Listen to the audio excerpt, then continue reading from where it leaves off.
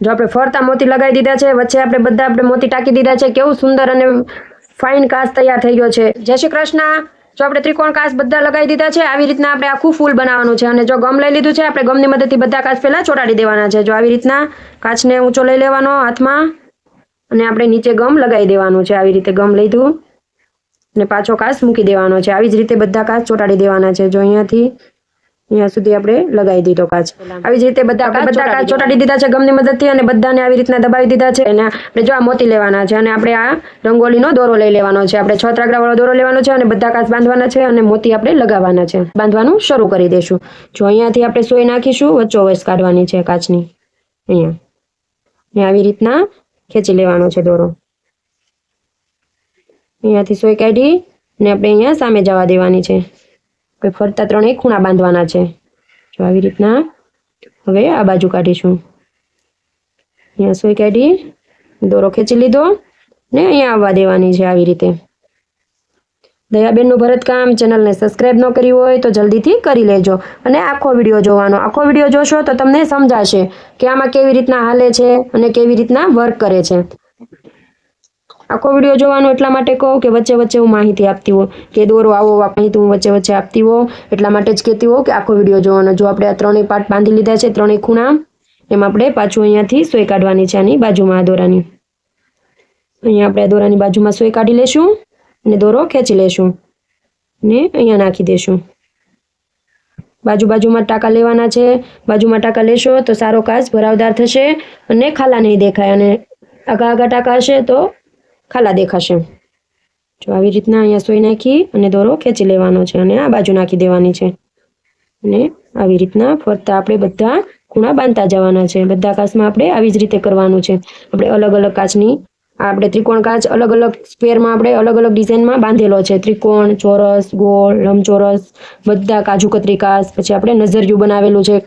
આપણે પાન શેપનો કાચ છે, બંને બાજુ અણીવાળો. એનું આપણે નઝરિયું બનાવેલું છે. નાના બાળકને નજર ના લાગે, આપણા ઘરની બહાર દરવાજે લગાવી દો તો નજર ના લાગે કોઈને, એવું આપણે નઝરિયું પણ બનાવેલું છે. તમને વિડીયો ના જડે તો તમે મને કમેન્ટ કરજો, હું તમને લિંક મોકલી દઈશ.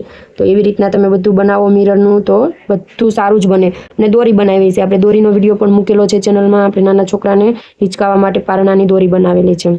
તો એ દોરી કેવી રીતના બનાવી, કેવી રીતના એમાં બધું મટીરિયલ ટાંક્યું છે, ફૂલ, બટરફ્લાય, બધું બટરફ્લાયનો વિડીયો પણ ચેનલમાં છે. પછી આપણે દોરીનું મશીન પણ બનાવેલું છે. અને દોરી તમને કાંઈ પણ ગૂંથતા ન આવડતું હોય તો પણ તમે દોરી બનાવી શકો સૂયાની મદદ વગર. આપણે પુઠ્ઠામાંથી મશીન બનાવેલું છે અને કેવી રીતના બનાવ્યું છે એનો બધો ડિટેલમાં વિડીયો મૂકેલો જ છે. તમને ના મળે તો કમેન્ટ કરજો, હું તમને લિંક મોકલી દઈશ. જો આપણે આવી રીતના કાચ બાંધતો જવાનો છે બધા ખૂણા, ને ખૂણા ઉપર આપણે નાનો ટાંકો લઈ લેવાનો છે. જો આપણી અણી આપણી એકદમ સારી દેખાય નહીં, સારી રીતે આપણો કાચ આખો બંધાઈ જાય. જો આપણી અણી દેખાતી નથી, એમ અહીંયા પણ નથી દેખાતી, તો આપણે આમાં પણ એવી જ રીતના બાંધીએ તો આનો ખૂણો પણ એવો સારો જ બંધાશે. જો તમે કોઈ પણ કાચ કરતા હોય, હું ખૂણા વ્યવસ્થિત બતાવું બધા વિડીયોમાં. બધા કાચ જે અણીવા ગોળ કાચમાં તો ક્યાંય ખૂણો આવે નહીં.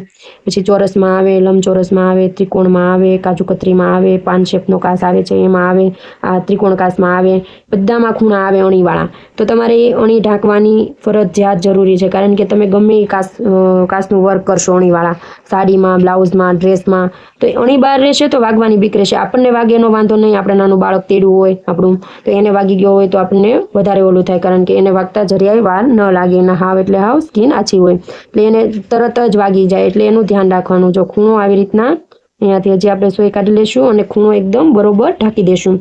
જો અહીંયા સોય પાછી નાખી દેશું અને આવી રીતના આંગળી રાખવાની છે. અહીંયા આંગળી રાખી દેશું એટલે અણી ઉપર આપણો એકદમ સરસ ટાંકો બેસી જશે. જો કેવો સરસ આપણો કાચ બંધાઈ ગયો છે. 3 પાર્ટ અને ખૂણો ક્યાંય દેખાતો નથી. આવી જ રીતે આપણે બધા કાચ બાંધી લેવાના છે. હવે બીજા કાચમાં સોય કાઢી લીધી છે. આવા પેજ તમે સાડીમાં, બ્લાઉઝમાં, ડ્રેસમાં બધામાં કરી શકો અને બોર્ડર બનાવવાની. સાડીમાં બોર્ડર બનાવી શકો, બ્લાઉઝની બોર્ડર બનાવી શકો, ડ્રેસની અને ડ્રેસના ગળામાં.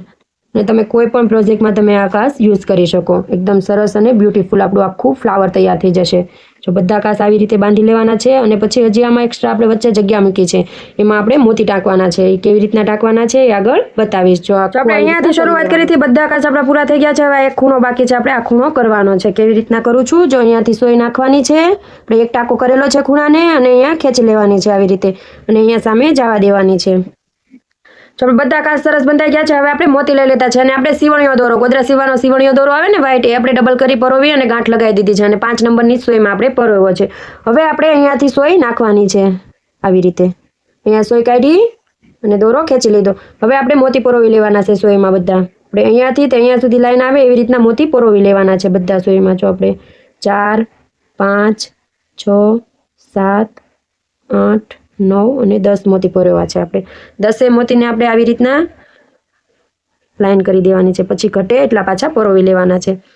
આપણે 10 લીધા છે. હજી 11 12 13 14 અને 15 મોતી લઈ લઈએ આપણે. કુલ ટોટલ આપણે 15 મોતી લઈ લીધા છે. આવી રીતના લાઈન કરી દેવાની છે. જો આપણે 15 મોતી પરફેક્ટ આવી ગયા છે. અહીંયા આપણે સોય નાખી દેવાની છે નીચે ને સીધી લાઈન ટંકાઈ જશે. આવી રીતના બધા મોતી સોયમાં પરોવી લેવાના અને વ્યવસ્થિત આખા ટાંકી દેવાની છે લાઈન. જો આવી રીતના આપણે ટાંકી દીધી. હવે આપણે અહીંયા સોય કાઢી નાખીશું. આ બાજુ અહીંયા દોરો ખેંચી લેવાનો છે આવી રીતે અને પાછા આપણે અહીંયાથી અહીંયા સુધી આવે એટલે આપણે મોતી ટાંકી લેવાના છે. 2 3 સોયમાં પરોવી લેવાના છે. 4 5 6 6 મોતી લીધા છે અને આવી રીતના લઈ લીધા અને અહીંયા સુધી આવી જાય એવી રીતના લઈ લેવાના છે. જો આપણે અહીંયા સુધી આવી જાય છે અને અહીંયા આપણે કેવી રીતના કરવાનું છે.